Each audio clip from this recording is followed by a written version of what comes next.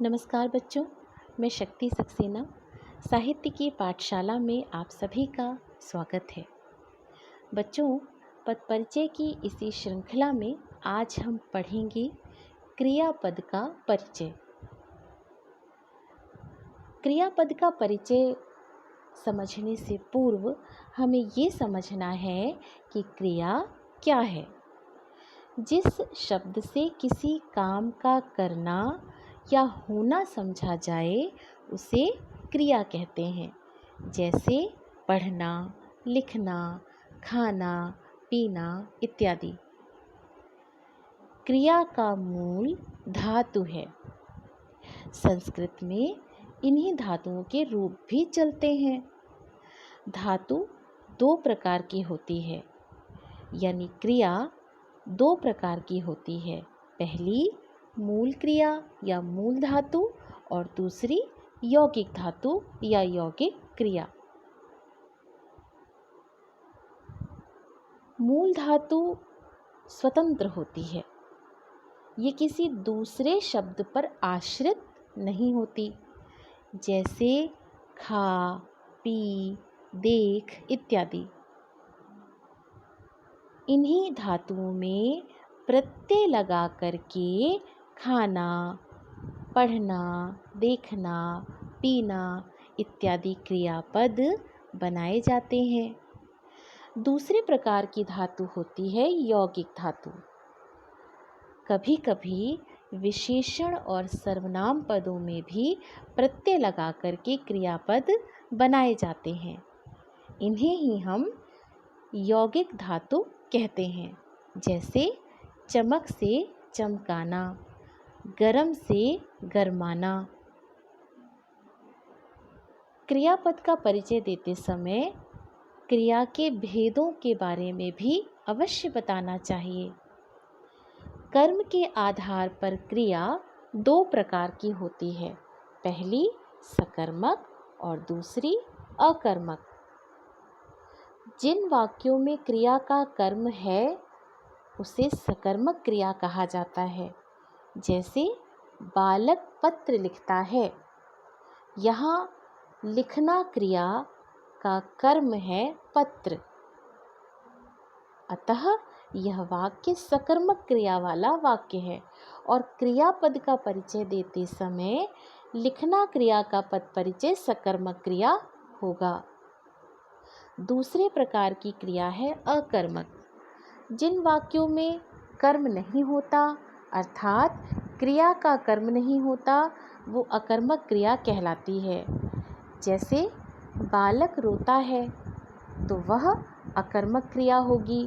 रोना क्रिया है और इसका प्रभाव बालक पर पड़ रहा है, वहाँ कोई कर्म नहीं है।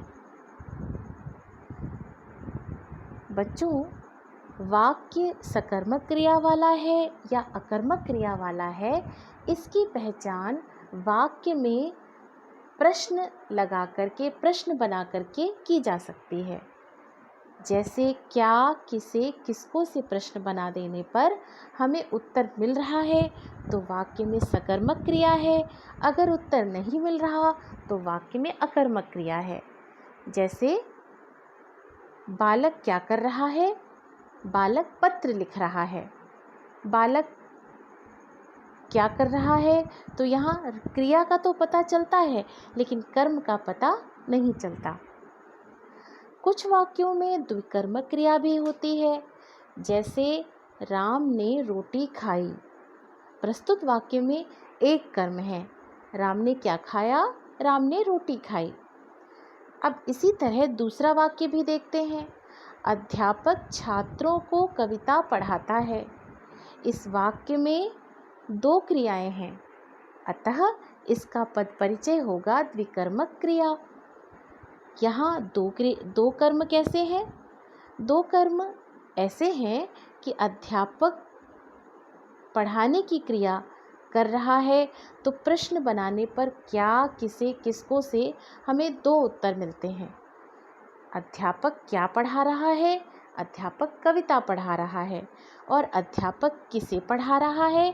अध्यापक छात्रों को कविता पढ़ा रहा है।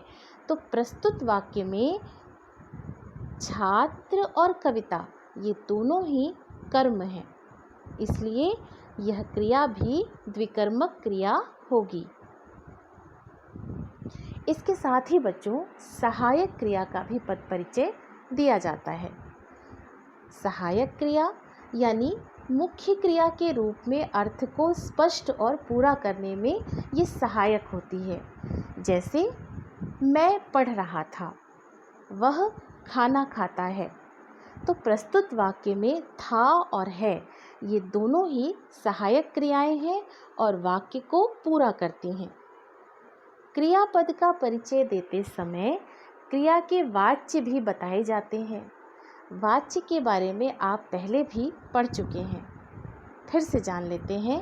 क्रिया के जिस रूप से वाक्य में कर्ता, कर्म या भाव की प्रधानता का बोध हो वह वाच्य कहलाता है।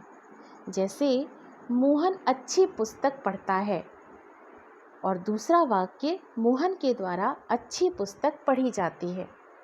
इन दोनों ही वाक्यों में पहले वाक्य में क्रियापद पढ़ता है कर्ता के लिंग व वचन के अनुसार है, अतः यहाँ कर्ता की प्रधानता होने के कारण क्रिया कर्तृवाच्य में है।